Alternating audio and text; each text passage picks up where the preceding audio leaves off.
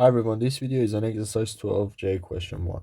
So in this video I'm going to do part B, and so we have the graph of a function and we want to sketch the graph of the derivative of this function in part B.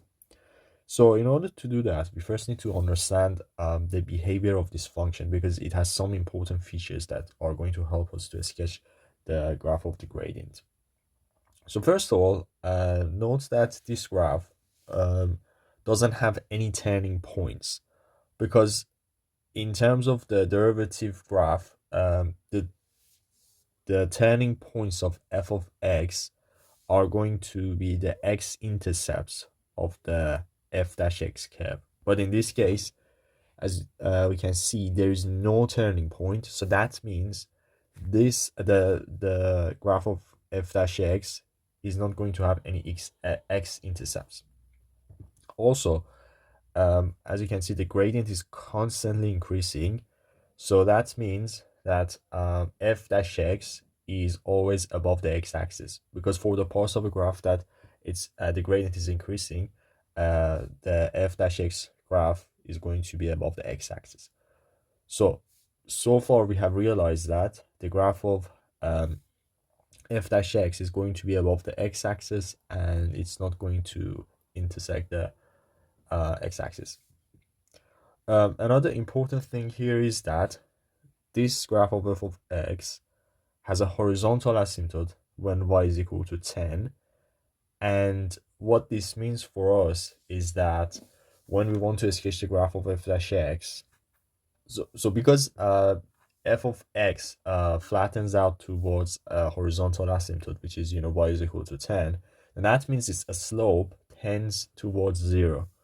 So that's just another property, that if in this case whenever we have a horizontal asymptote, then in terms of the graph of the function, the derivative function, it's going to tend towards 0 as x increases, because as you can see, as x increases, this graph is going to tend towards y is equal to 10, which is the asymptote. So in terms of the f dash x, the graph is going to tend to 0 as x tends to infinity.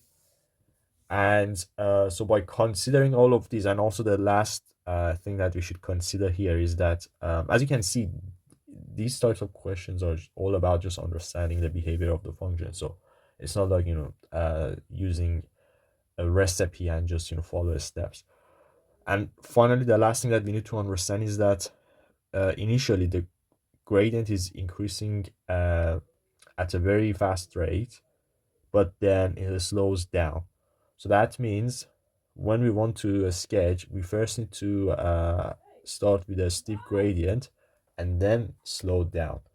So based on all of these, the graph here is going to look like this. So it's going to be something like this, and it has an asymptote of y is equal to 0, and this is the graph of y is equal to f dash x. Again, f of x doesn't have any turning points, so that's why it doesn't cut the x-axis here. Then it has an asymptote, horizontal asymptote, which means that here, as x tends to infinity, it basically has an asymptote at y is equal to 0, because here this asymptote is for positive values of x, so that's why here this is also for positive values of x. And also another fact was that the gradient increases very fast for negative values of x, and then it slows down. So that's why we have this sort of very steep gradient here for negative values of x, and then the rate of increase of gradient slows down. Yeah, so that's it for this video, and thank you for watching.